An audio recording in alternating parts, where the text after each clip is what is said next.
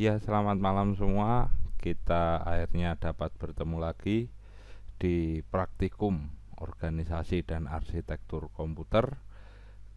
Di pertemuan perdana ini harusnya praktikum di lab, terus kita megang alat, cuma karena keadaan entah kapan pandemi corona ini berakhir, sehingga praktikum sementara lewat video YouTube.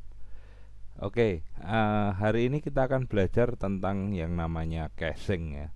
Caching suatu PC, personal komputer atau komputer konvensional yang perlu Anda tahu. Yang pertama adalah caching ini juga kelas-kelasan ya, tergantung desain dan eh, apa kapasitas dari power supply sendiri. Karena power supply ini sudah bawaan dari caching. Di penampang depan seperti ini, penampang depan di sini ada USB, terus kemudian power, reset, terus di sini ada slot untuk DVD, CD, terus floppy disk dan kawan-kawannya. Nah, ini adalah penampang depan dari casing. Jadi penampang depan ini itu harus dihubungkan ke motherboard agar bisa berjalan dengan baik ya.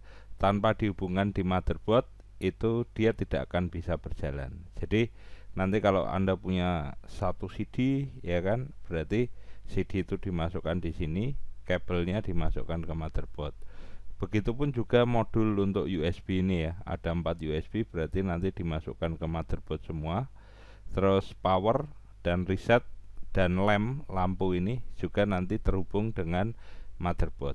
Jadi kalau masih kosongan seperti ini ya, dia tidak akan bisa berjalan ya. Apalagi kalau kabelnya Anda salah masukkan ke motherboard, ya tidak bisa berjalan dengan semestinya. Nah, itu penampang depan dari casing. Sekarang kita bergeser ke penampang yang lain ya. Penampang yang lain dari casing itu adalah penampang dalam. Ya, ini penampang dalamnya casing. Nah, di sini ada tempat dari motherboard. Terus di sini kelihatan sekali ada power supply ya, dengan kabel-kabelnya. Nanti kita akan pelajari power supply. Nah, sebelum memasang motherboard itu nanti dipasang ini dudukannya dulu ya, dudukannya dulu. Berarti tutup casing yang sebelah sana ini, yang sebelah belakang ini harus dibuka untuk masang dudukan. Setelah dipasang dudukan baru motherboardnya ditempatkan. Nah, nanti CD-CD, hard disk dan kawan-kawannya tempatnya di sini nih. Nah, itu penampang dari dalam motherboard. Kebanyakan kalau sudah terpasang dan untuk proses maintenance itu yang dibuka hanya penampang ini saja. Di sini tidak ya, yang belakang tidak. Karena biasanya yang belakang itu dipakai hanya untuk memasang motherboardnya saja. Begitu, ini adalah penampang dari dalam motherboard. Sekarang kita pindah ke belakang motherboard. Nah, sebelum motherboard, ini penampang belakang dari casing. Sebelum ada motherboard, maka di sini masih kosongan. Nah, slot-slot atau lubang-lubang yang di sini ini adalah yang langsung terhubung ke motherboard tanpa Anda harus mengenali kabel-kabelnya. Ini sudah otomatis dari motherboard seperti ini. Untuk fan ini opsional ya. Jadi dipasangnya di sini. Jadi Anda bisa beli fan, yaitu kelas-kelasan juga sih, dari harga 10.000 sampai ratusan ribu sampai jutaan juga ada fan itu ya.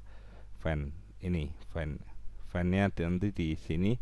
Terus fan yang paling atas itu pasti fan ini untuk power supply, fannya power supply. Nah, terus fan tambahan di sini. Nah, kebetulan di sini power supply-nya malah di bawah ya. Malah di bawah, berarti ini adalah fan tambahan. Ini adalah power supply. Terus kemudian yang di sini ini adalah slot-slot tambahan. ya. Kalau tidak Anda isi ya tertutup dengan rapi. Kalau Anda isi ya paling tidak ada di sini mungkin ada tambahan slot USB, tambahan LAN card untuk jaringan, mungkin videonya kurang bagus atau belum bisa buat ngegame, berarti tambah VGA card di sini.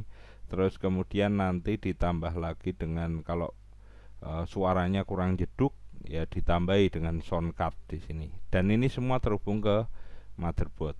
Nah, itu saya kira tentang casing ya. Casing sehingga Anda perlu tahu bagian depan itu bagaimana, bagian dalam itu bagaimana. Jadi kabel-kabelnya dari power dan sebagainya di sini ya nanti. Terus kemudian bagian belakang itu yang bagaimana. Jadi Anda tahu bagaimana untuk merakit suatu komputer. Saya kira itu dulu untuk pertemuan perdana kita di praktikum Orkom pada malam hari ini. Kita akan teruskan di pertemuan yang akan datang. Selamat malam semuanya.